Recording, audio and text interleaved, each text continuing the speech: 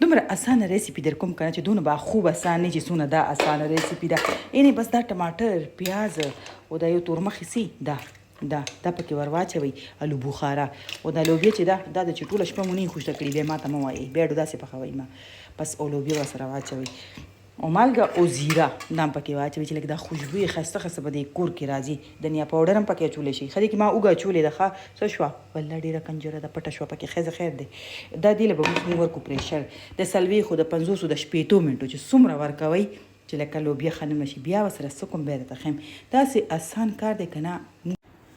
اوس مې چې کوکر خلاص کو نو دا داسې ښکاري تقریبا 50 منټ مې پریشر ورکو. اوس دې کې لوبیا هم نرمه ده او چې کله دې پریشر واخلي کوکر نو زه ورلاندې ګیس سلو کم وګورئ داسې نرمه دی ماتېږي. بس دې کې به اوس مسالې هم واچو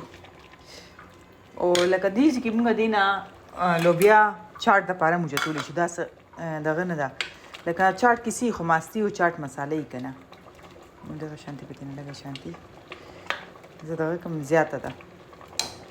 کله چې لوبیا ویشېږي نو بیا یې پته لګي چې زیاته ده کمه ده. اوس دې کې بس مسالې واچو اور پکې به کوکینګ آیل واچو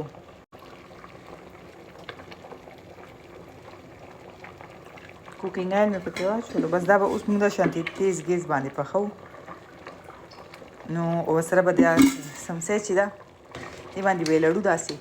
نو دې کې به دا پیاز هم اوس حل شي او ټماټر به هم حل شي شنه مرچکي پکې واچوئ دنیا هم پکې واچوئ نو دې ته وایي د اسانې لوبیې اسانه طریقه او نشایان بیا لګیا دي خپله نشه پوره کوي پوه شوئ که نه که نه غواړئ موږ نورې نشې نه کوو داسې ډېره زه نه څکم چې زه وایم چې سهار وخت څکم بس یو سهار کې یو مازدیګري کې شوه که ماښامي کې شوه که ماسخوتني کې شوه بس یو کپ چې کم ټایم هم شوه کله کله ماسخوتن ته خو ورسېږي هسې خو نه چې ما ته تیاره پرته وي نو دا به بس زین دغه شانتې کومه او ښه تیز ګیس باندې به دا خوټ کېږي دغه شانتې چې یو 15 منټه بس دا وخوټ کېږي نو دې کې به دا پیاز هم نه ملاویږي دا ټماټر هم پکې نه ملاویږي او بیا پکې شنه دنیا او شنه مرچکي واچوم دا څونه اسانه ریسیپي ده د لوبیې.